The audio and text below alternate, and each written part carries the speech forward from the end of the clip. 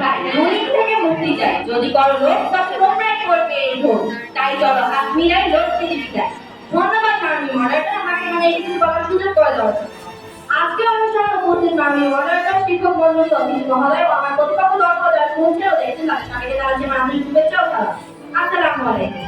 আজকে আমার বিভাগের বিষয় নির্ধারণ করা হচ্ছে অভাব নয় সেনাবাহিনী লোভী দুর্নীতির প্রধান কারণ। কার্যক্রমে আমি এর পক্ষে অবস্থান করছি এবং আমি তৃতীয় পক্ষ হিসেবে বক্তব্য রাখছি।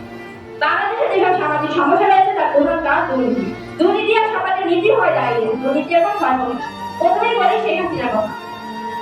শেখ হাসিনার কোনো অভাব ছিল না, তারপর তিনি কেন ভারতে 11 লক্ষ কোটি টাকা পাচার করেছিলেন, কেন বড় বড় নিষ্পাপগুলো ভারতে পাচার করেছিলেন, আর আমরা এই দেশে নাগরিক হওয়া সত্ত্বেও আমাদের একটি দেশি মূল্যে মাস্ক প্রয়োগ করতে হয়েছে। আর যারা দরিদ্র তাদের তো প্রশ্নই আসে না।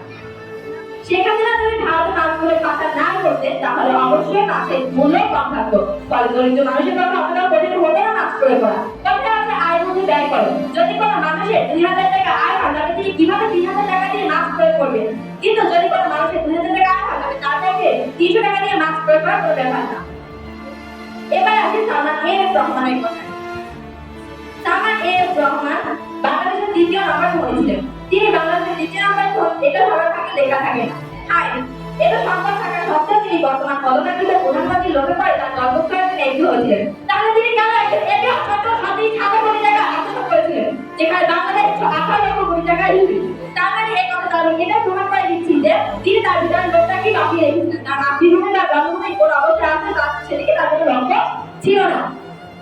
বন্ধুরা আমার মাননীয় মডারেটর দেখুন, আজ তিনি সর্বহারা, আর তার ঠিকানা কারাগারে। এভাবে শুধু সে নয়, এভাবে লোভে পড়ে আরো অনেকেই আজ তাদের অনেকে সর্বহারা এবং জন্মভূমি ত্যাগ করে বিভিন্ন স্থানে বন্দীকৃত আত্মগোপন ভাবে আছে। তার একটি বাস্তব উদাহরণ হলো ওবায়দুল কলেজ। এছাড়াও সালমান এফ রহমানের অধীনে থাকা 80,000 কর্মজীবী বেতনহীন। সালমান এফ রহমানের লোভের কারণে এই 80,000 ব্যক্তিগত অভাবের মূল্যে ছাপ দিতে বাধ্য হচ্ছে। তাহলে এই কথাটা আমি প্রমাণ করে দিচ্ছি যে লোভে আমাকে ডেকে আনে।